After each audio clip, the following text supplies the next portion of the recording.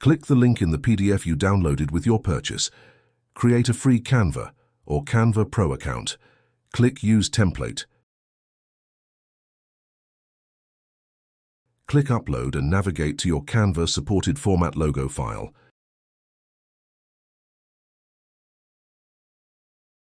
Drag and drop your logo file onto the model.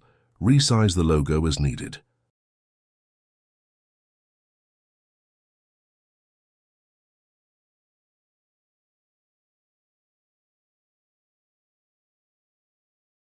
I reduced the transparency to 80%.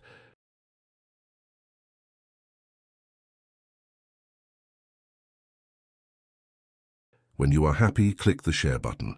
Select the pages you want to export and your preferred file type. Enjoy.